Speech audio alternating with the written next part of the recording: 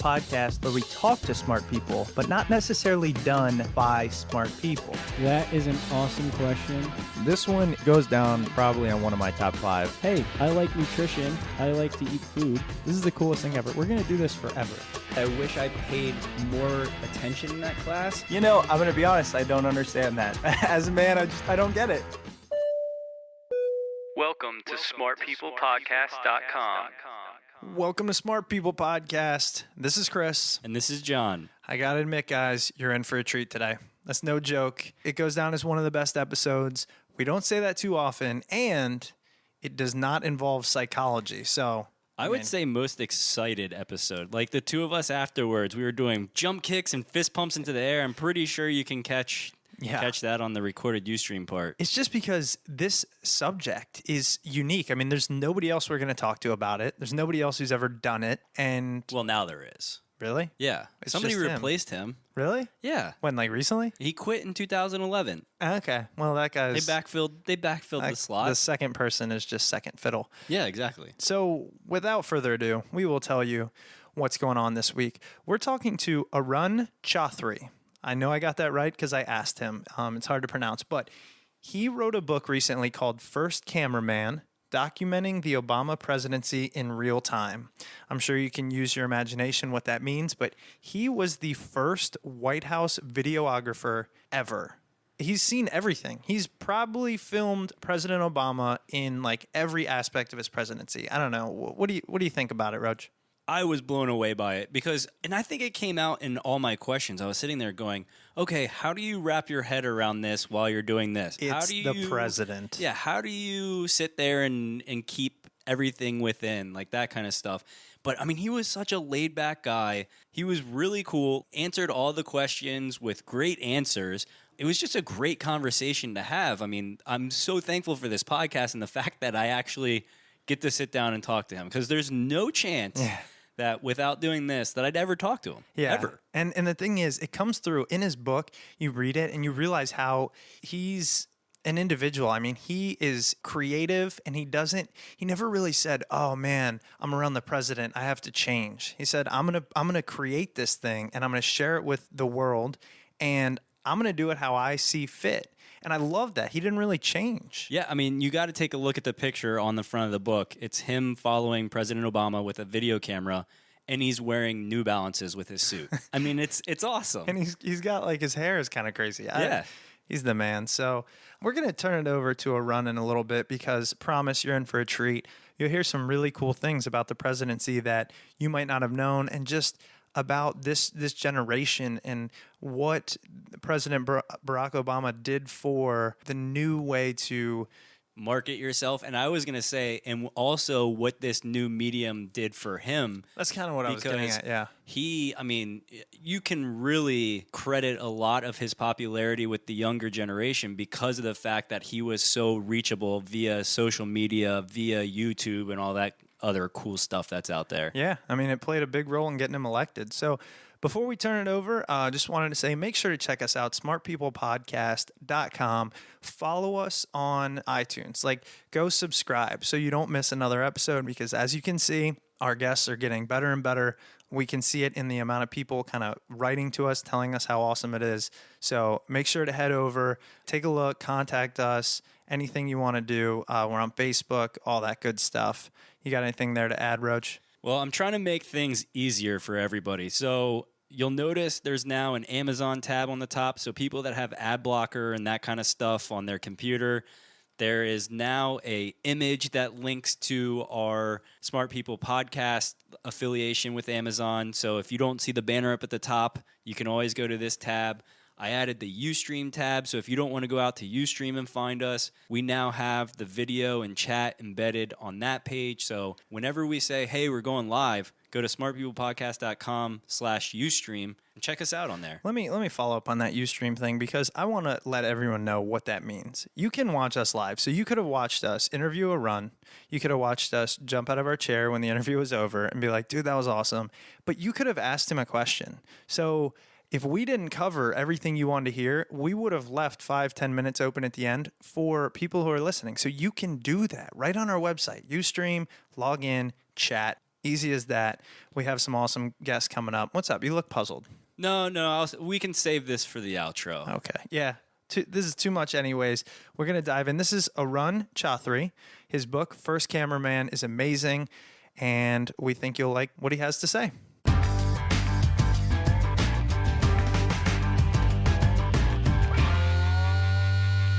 All right, Arun, well, first, thanks so much for being on the show. Really appreciate it. And congratulations on all your success. I know your book, First Cameraman, is just coming out, and it's amazing. We got an advance copy, and we're so excited to read it. So just want to say thank you for that. Also, wanted to kind of dive in and talk about a main theme on this podcast is how people follow a dream, follow a passion, yours being kind of the arts and photography and politics, and then getting to where they are, you being the first White House videographer. It's kind of new territory. That's really impressive. So I just wanted to ask how you got to that point, that pinnacle, and what made you realize that's what you wanted to do? Well, it's a great question because it's a very convoluted path of how I got from point A to point B in a very unconventional path. And so a lot of times when people ask, I think they want me to say, oh, study this in school, take that test, talk to that fellow, and then next thing you know, you're going to work for the president. But that's absolutely not the case. And with me, it just started with a basic desire, which was a desire to mix film and politics. And this was a desire that I had from a fairly early age, in high school, but never quite worked out because there was no real traditional linkage between these two things other than journalism. And I always knew that that was something I didn't want to do. I always knew that I was at my heart not a reporter. And so I kind of, we say in film, and I'm a fiction film background person, that a character will change their tactics but never their desires. And so I kind of, even though I was frustrated as a fiction filmmaker, wanting to do more than just make movies about politics, to work in politics, but no one really wanted to hear about that. So I sent in a lot of the very small races happening around New York where I was going to film school. So small they were advertising for filmmakers on Craigslist, and I would go to these meetings and I would tell them my big, grand, awesome ideas, and there was just never any connection or feedback of any kind. And so in the end, after going for all these little tiny small positions on these nothing campaigns, it turned out to just be a right place, right time thing, where a good friend, Kate Albright Hanna, who knew about my desire to mix politics and entertainment and had been working at CNN, was brought on to the Obama campaign as their director of video. And she reached out to me pretty soon after she took the job and said, hey, I think this is a great way for you to get into politics. What do you think of Senator Obama? And I was like, well, I think Senator Obama's pretty awesome. And a couple weeks later, I moved to Chicago. So, there is a lesson in there, which is, I think, don't say yes to things you don't want to do. Because if you do hang in there when someone's ready to offer you the thing you do want to do, you better be ready to jump on it. When it started to become apparent that you were going to become, the first White House videographer after President Obama ended up winning the election, what types of thoughts were running through your head? I mean, how did you process that? And who was the first person that you ended up telling? The first person, it was kind of it was not a moment. There was not a single moment where I went from being, the campaign videographer to the White House videographer. There was actually a transitional period called transition, during which I wasn't really sure about my future. Everyone really wanted me to keep, quote unquote, doing my thing, which was, backstage intimate videography with the senator and who had become the president-elect, which is a mouthful and annoying to say, believe me. That whole transition period, the president-elect this, the president-elect that was the worst. And you ever tried to put president-elect in a graphic? This is not an easy thing. But I didn't actually have a White House slot. Everybody knew that they were going to find something for me, but no one had quite figured out where I was going to fit in. And so unfortunately, I kind of entered the administration a little unprepared because I had been mostly worrying about, how I was going to get health care for my pregnant wife, how was I going to get a White House slot, how was it going to work? And I forget who suggested the photo office. But eventually, Pete Souza and myself and Robert Gibbs, I think, was the main person. We ended up kind of talking about how this might work, how this might all fit together. And I was actually, and I do relate this in the book, I had let my hair grow very long, at first because I was lazy and it was the campaign, and then because I called it a haircut strike. I was not going to cut my hair until they gave me a job at the White House. That's amazing. And so a couple minutes after I had found out that this was definitely a slot, it was definitely going to work, my healthcare was definitely going to kick in before my wife's next doctor's appointment, I was walking down the hall of the EEOB, and I saw Eric Lesser, who's David Axelrod's assistant, and he was asking me how it was going. And I said, really good. You're looking at the first official White House videographer. And he was like, well, I don't know exactly what that is, but that sounds like a good thing. And I was like, well, it's a great thing because now I can cut my hair. I wasn't planning on getting a cut until I got a job. And actually then David Axelrod walked behind Eric and just looked at me and was like, Arun, you got to get a haircut. And I'd like to say that was the first time. That's the only time in my White House tenure that someone told me to get a haircut.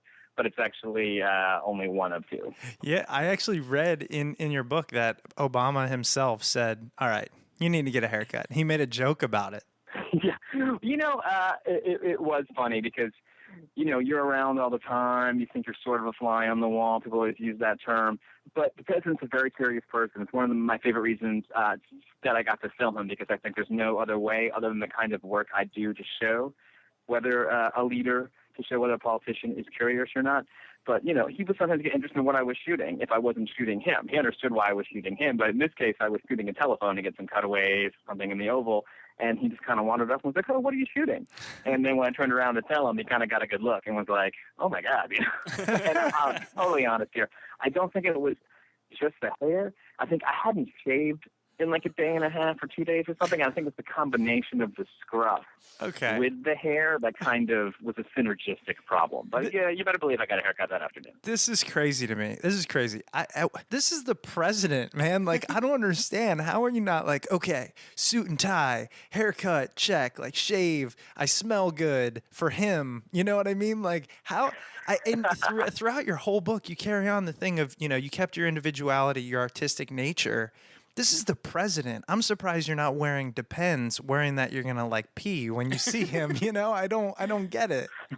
And I can't speak towards other White Houses, but he is so good. The president is so good at putting people around him at ease and letting them be themselves that it just creates an atmosphere like that. I can imagine, in other White Houses, like Nixon White House or something, just sort of so described like the dark paranoia, all this stuff. That is just not what's happening in this White House. And I think when you talk to folks who work there for multiple administrations, like, wait staff and stuff, and they tell you the same thing, that there is an energy in this administration that is very special. See, I have so many questions now around you being the videographer because video, it brings in another element that hasn't been there before, which is the constant recording of sound. So you're constantly recording audio and all that kind of stuff.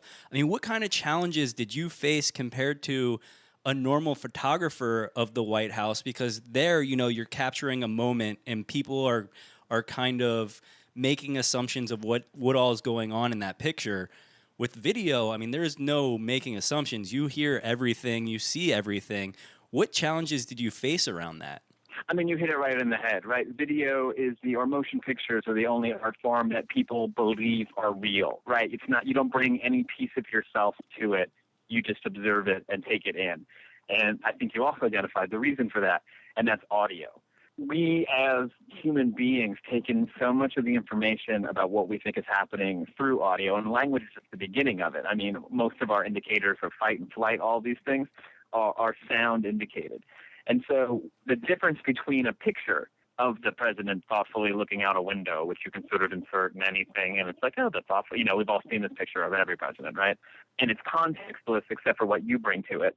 Is the opposite of a video in which you hear exactly what's going on, you know exactly what's going on, and if something is askew, it will read immediately.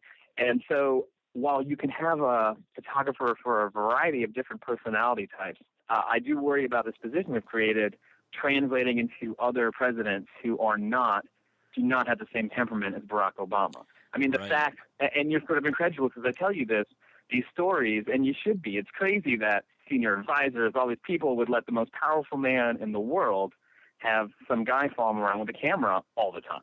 Right? This does not seem like a normal proposition, but it was only because every single person, including the president himself, and all the senior advisors and everything knew that he had this unique calm temperament, that he was exactly the same on and off camera, and that there was no weird stuff that I was going to get. I think a President Bachman or a President Romney might not want a personal videographer. You know, they might not want that kind of attention. They might not want that kind of, if you're not just being yourself all the time, it would be so much effort to pretend. Right. Like the amount of time that I was around Barack Obama, if he was pretending, he would be exhausted. And frankly, he's already exhausted from being president, so he doesn't need 10-hour-a-day acting lessons from me. So, I mean, it sounds like there isn't stuff out there that doesn't want to be seen or anything along those lines. But I'd imagine that there's hours of footage that you didn't use in terms of posting stuff to YouTube or the whitehouse.gov or whatever website it may be. What happens with that footage? I mean, what happens with the unused stuff? Does it just kind of get trashed? And if you can't tell us, I mean... No. Actually, it's all subject to the Presidential Records Act. And really? So every single frame of footage, every shot, every miscue, every blooper because someone stubbed their toe while they were trying to tell me something, everything, warts and all, goes in the archives. Wow. It was actually one of the first meetings I had, and I was very good at ducking meetings at the White House with the government. You got a lot of meetings to go to, right? The one that I was not able to get off my calendar of being like, I can't. I'm going with the president someplace. I can't. I mean, usually you can get out of meetings that way. Yeah. This was like, no, we need to talk about this. We need to talk about what you're doing in your footage because there is a law here, and it's very important to us. And so we worked out, that all the raw footage could go a certain way to the archives, and that we would also be able to put the finished product in the archives. And then my idea was also to put the project files in the archives because the idea is that the American public should know what people are doing on behalf of the president. So I wanted them to also be able to see my editing process, to know that there's not like I put this thing in and then taken it out because it seems sketchy. It's just not the case of what's happening. And I think there's a lot of ways because of this law that we can present that to the American people. Not right now. I'll probably spend another couple of years getting, people being suspicious of my motivations on things. But once all this stuff is released into the Obama library, hopefully in a way that's easily accessible and searchable, it's going to be an amazing resource for historians. And it's just not something that the president or his people are concerned about because we know what's in there. We know who this man is. And, so does America. I think it's why you find his numbers, so stubbornly good in the face of an unbelievable onslaught of negative ads. Yeah, and it's going to be something really cool because it will be the first time that we have all this documented footage around, the president's life throughout his presidency. And I mean, that blows my mind too because you're part of history. That's amazing. And, in 100 years or whatever it may be, when people look back and say, oh, Arun was the first videographer for the White House and for President Obama. I mean, that absolutely blows my mind. That's awesome. I mean, it's been a huge honor for me, and it's like when you're doing it, you're busy. You don't really get a chance to think about it. I think one of the things that really made me put it all in perspective was a couple months after leaving the White House, when I got a chance to go over to the Smithsonian and donate my video camera that I'd used on the campaign and then shot inauguration with and stuff to the historical camera collection. And they were like, what just happened when I, signed the piece of paper? And I was like, no. They're like, it's no longer a camera in that box. It's now an artifact. That's amazing. That's and, unreal. Yeah. You know what I mean? It's like goosebumps. You're like, ooh, Smithsonian artifact? Awesome. Your name, hopefully? Like, come on. Yeah. I just have one more, I guess, quick question around the videos and all that kind of stuff because I look at us, I mean, I'm 29, I'm part of this YouTube generation, and I love being on the internet, the computer, watching videos, all that kind of stuff. I just saw that Google put out stats around YouTube saying that we watch 4 billion hours a month. People are uploading 72 hours of movies a minute. But with that being said, I'm sure you heard the criticisms and stuff of, are we wasting money, our taxpayers' money, for having a videographer, which was never done before, and they say, oh, only 15,000 people are watching these videos and so forth. I mean... Yeah, all those articles are all quoting the same three people. Okay. And actually, the quality of journalism in America is not what it used to be. Right. So if you want, I can actually outline the whole thing for you because everyone who writes these articles doesn't ask me. They're not like, oh, wow. Like there was this fella from the Washington Guardian who was like, obviously trying to figure out what was going on with the budget and Western Week and how it all worked. But he would obliquely hint at it in between positive questions to try to trick me into admitting things. And he was like, "Are you a federal employee?" Which was finally his final trap question. And I was like, "Yes, I was a federal employee." But he didn't ask. Instead of we don't know where the money comes from. We don't know what it costs. So I can lay it out for you. Number one, more people watch my show than you think. Yes. I don't think it justifies any kind of cost. But the average 15,000 people who watch it, say on YouTube, is augmented at least double by the amount of people who watch directly off of the White House player, and then lots of different Democratic organizations sort of suck the file down and re-upload it, and it ends up being packaged for the American people in news programs and stuff, because a lot of this initial reticence from journalists, once they saw what the product was, saw that I wasn't replacing them, they were like, "Oh, this is actually a good resource for us to use." So in the first 2 months of West Wing Week, there was this kind of deluge of negative press. What access? Who is this guy? And a lot of these things you're talking about came out of that. But the actual fact of the matter is that West Wing Week was a passion project for me. Right. It had a crew of one, which was me. My salary was paid for out of the White House photography office.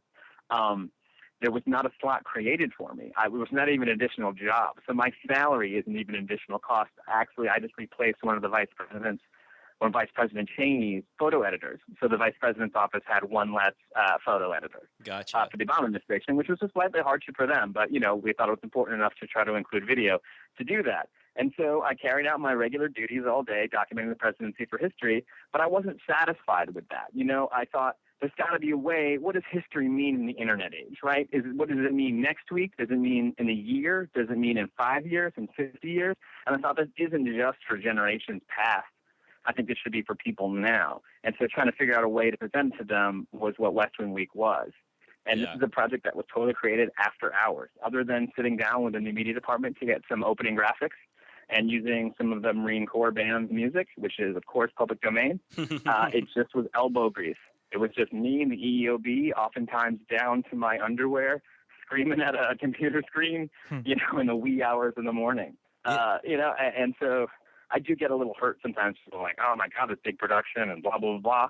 So I'm like, well, I'm flattered that you think it's a big production, but it actually was literally just me cranking this thing out day after day, week after week. Right. And, it blew my mind that I even came across articles criticizing that, because YouTube was huge for President Obama and him getting elected. I mean, this medium moving forward it's there to stay in one shape or another.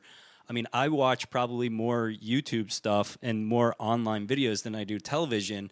So when I see people criticizing it, I'm like, oh, these are people who are probably older and don't like new media. You hit it still exactly in the head. It's not even they don't like it, they kind of don't get it. Like one of the main people, I don't want to throw anyone under the bus, but is a Bush administration new media person who I've actually been on radio shows with and is a very nice guy.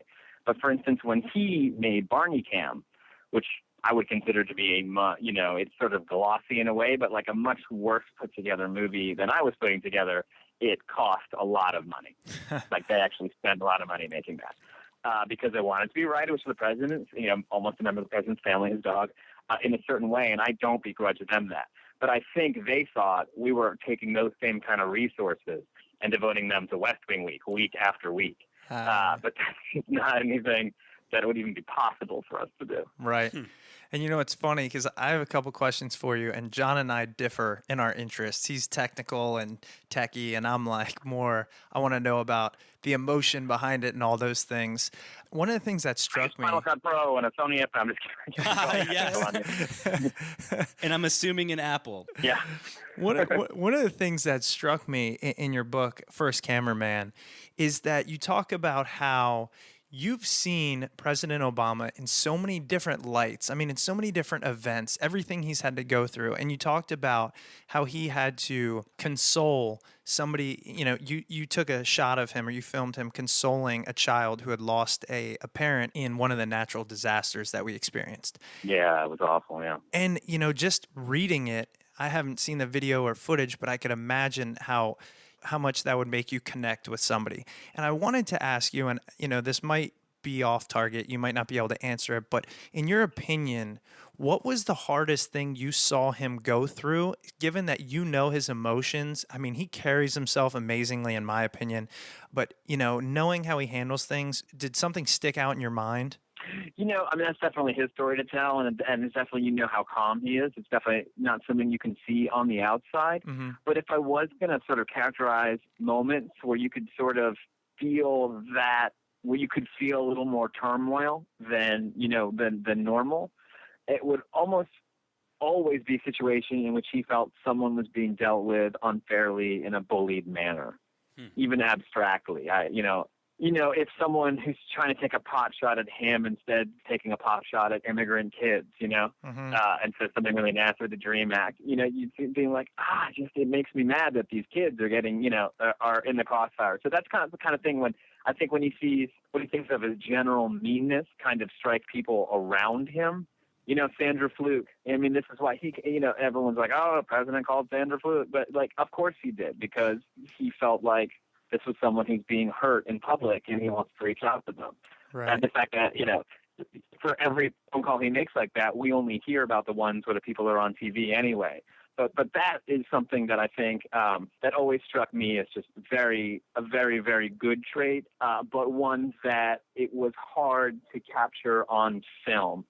Because of the sensitivity concerns with other people. Sure. Which actually is an important thing about my job. I had so few restrictions from the president's side because he was absolutely comfortable with the whole situation for all the reasons that we mentioned.